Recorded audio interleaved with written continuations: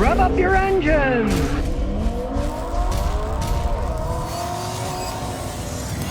A 2005 Explorer. The question is it a good used car? Well, let's find out. The hood struts are broken, so I had to put a rake in here to hold it open, but he only paid $2,800 for it, and it runs quite well. Now, Ford's been making these things since 1991. United States, they sold over 7.8 million of these things. So there's lots of them out there. Now they have a very reliable 6-cylinder engine. If you take care of them, change the oil regularly, don't overheat them, replace the water pump if it starts leaking, they can last a long time. We'll take this as an example. We'll start it up.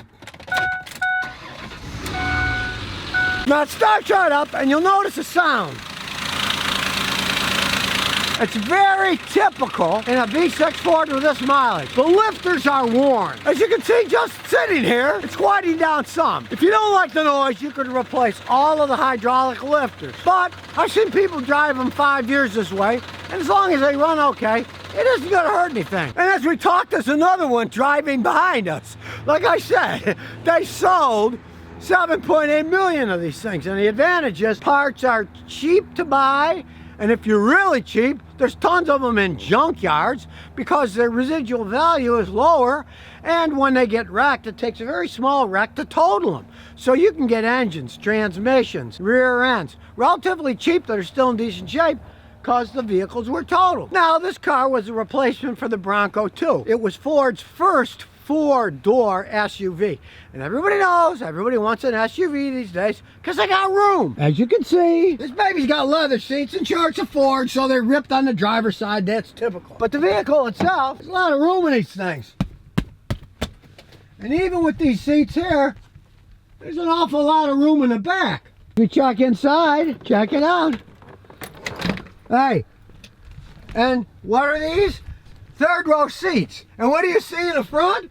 A reasonable amount of leg room. This isn't one of these little tiny ones that only little tiny babies can fit in. And to add to it, it was well designed. You got the cup holder, all this stuff here, and the passengers in the back have a nice view of the outside world. It's not like they're stuck inside some little coffin, they can't look out and there's a big pillar in the way. You can put a lot of people in one of these comfortably. And if you need to, you can tow stuff with these. This baby can tow 7,000 pounds. So it's got reasonable towing capability if you want to tow stuff with it. Now, if you're real serious for towing, or you want to drive like more of a maniac, you can't beat the Explorers that have the V8 engines. I've had customers with those, 300,000 miles, and the engines were still purring along. Of course, they get a lot worse gas mileage, and you're not gonna get one for this kind of money used. It's gonna be a lot more for the one with the V8 engine. But they sold millions of these V6 engines, and they're extremely dependable, although, as you found out with this one, they can be noisy when the lifters go out. Well, what about all the hidden stuff? Well, out comes the computer. As you can see, there's a few codes here. Let's check out the powertrain control module. And it's thinking. Cold day, the computer's thinking slow. Now these, if you notice, are special codes. P0304FF. It's saying that it had a cylinder 4 misfire, and then it had a misfire detected on startup. Now this is an old school engine. It has electronic ignition, of course. So what I would say on this, I just go to a place like AutoZone, buy some spark plug wires and put them on. Because when they get this old, they'll misfire every once in a while, especially when it's cold like it is now. It's going to be 3 degrees in a few days, and that's going to make the electronics short out more. And as you can see, something is amiss here, is that if you look closely, you'll see some of these spark plug wires are gray and some are black. Well, somebody was really cheap and they replaced some of them and not the others. Listen to me, if you're going to replace something like spark plug wires, you got a 6-cylinder, change them all. Think about it. Try to think anyways.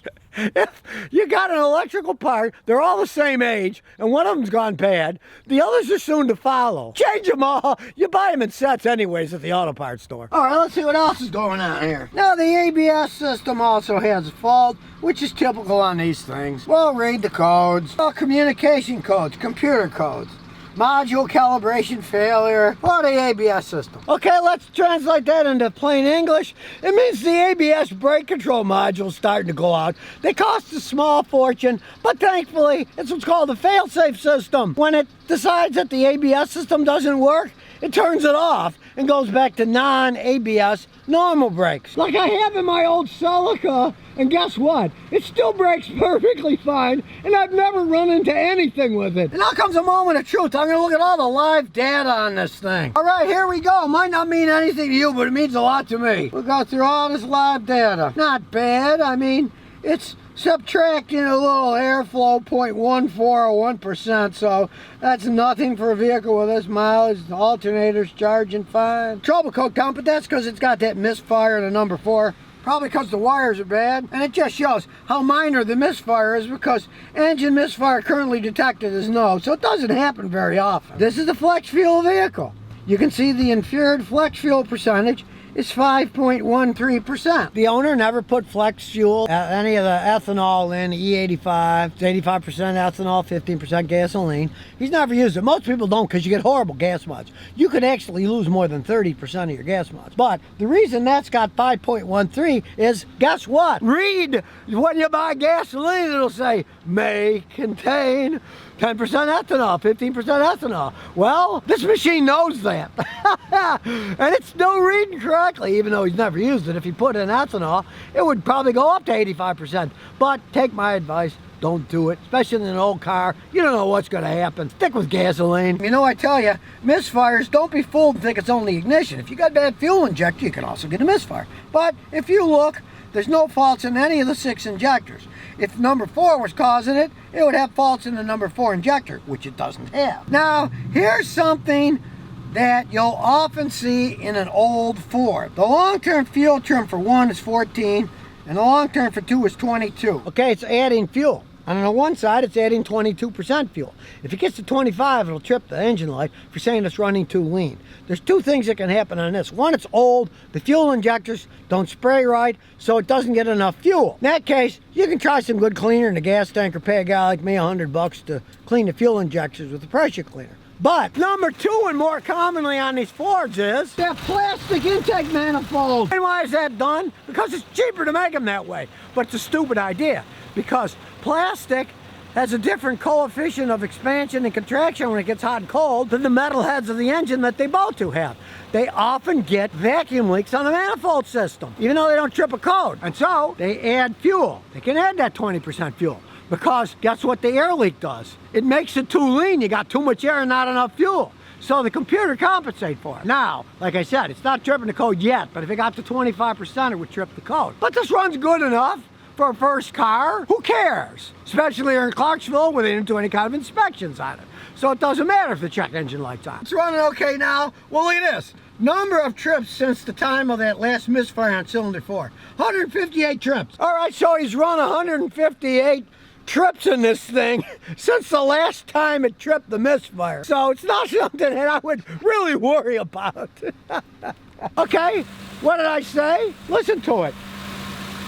It's quite a bit quieter because we took it for a road test. Lifters, as the engine warms up, quiet down. This thing might run this way for years. It's just rather noisy first thing in the morning. You can take advantage of that if you're buying a used vehicle. Take it for a road test and it quiets down like that and runs fine. You could say, well, I don't know, I heard that thing cold. The engine sounds like it's gonna blow up. I don't even know if I'm gonna buy this thing. You might get it dirt cheap. So now I know a little bit more about Ford Explorers and how, for this price, not a bad first car. SUV, a lot of friends can jump in the back for that kind of money, and it still runs as good as this thing runs. Not a bad deal. Like I said, Ford did sell 7.8 million of these things, so they can be a great used vehicle if you get the right price. Parts are cheap. They're not that hard to work on. If you do need it and you can find one, go ahead. Just don't overpay because you realize that it's an old Ford. Stuff can go wrong with it, but as a first car, you can also use it to learn. You still, there's a lot of working room under the hood. These things are pretty easy to work on. There's a lot of working room. If you see the modern Fords, a lot of their engines, the front is here. They can't even get to the spark plugs. On these older ones, they're very easy to work on. Parts are inexpensive and they can make a great first car. So if you never want to miss another one of my new car repair videos, remember to ring that bell.